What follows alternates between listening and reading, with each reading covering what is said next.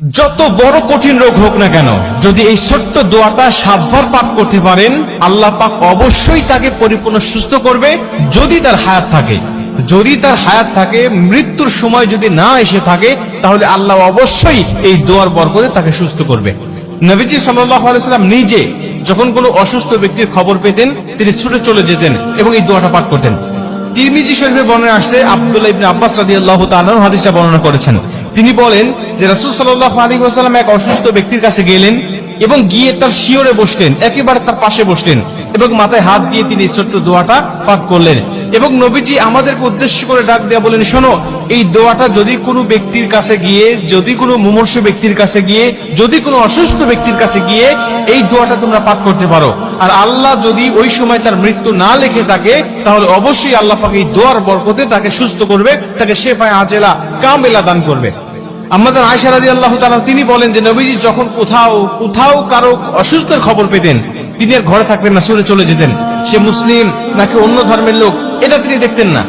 নবীজি সেখানে গিয়ে, তার কাছে গিয়ে নবী সাল্লাল্লাহু আলাইহি ওয়াসাল্লাম তার খোঁজ খবর নিতেন এবং তিনি মুসলিম হলে তার কাছে গিয়ে নবীজি সাল্লাল্লাহু আলাইহি ওয়াসাল্লাম এই দোয়াগুলো পাঠ করতেন এবং আল্লাহ পাক তাকে সুস্থ করে দিতেন। এই দোয়াটা পাঠ করার বরকতে আল্লাহ পাক তাকে সুস্থ করে দিতেন। দোয়াটি হলো ছোট্ট দোয়া, আসআলুল্লাহাল আযীম রব্বাল আরশিল আযীম আইয়াশফিয়াক। এই ছোট্ট দোয়া, আসআলুল্লাহাল আযীম রব্বাল আরশিল আযীম আইয়াশফিয়াক, এই ছোট্ট দোয়াটা আপনারা মুখস্থ করে নেবেন। প্রয়োজনে যারা ইউটিউবে ফেসবুকে দেখবেন, তারা আপনারা বারবার এটা শুনে অথবা নিজের টাইমলাইনে শেয়ার করে এটা বারবার শুনবেন এবং এটা মুখস্থ করে রাখবেন এবং অন্য মানুষগুলোকে শোনার সুযোগ করে দিবেন। এই ছোট্ট দোয়াটা আপনি যে কোনো মুমূর্ষু ব্যক্তির কাছে গিয়ে আপনি দোয়াটা পাঠ করবেন। অথবা অনেক মানুষ কিন্তু আমাদের কাছে দোয়া চায় যে আমি অসুস্থ আছি, একটু আমার জন্য দোয়া করেন। তখন আপনি দোয়াটা পাঠ করতে পারেন, আসআলুল্লাহাল আযীম রব্বাল আরশিল আযীম আইয়াশফিয়াক। এই ছোট্ট দোয়ার বরকতে আল্লাহ তাকেও সুস্থ করবে এবং আপনি যে রোগীর খোঁজ খবর নিতে গেলেন, এর বিনিময়ে আল্লাহ পাক আপনার জন্য কিছু ফেরেশতা নিযুক্ত করে দিবে, শুধু আপনার মাগফিরাত কামনা করার জন্য।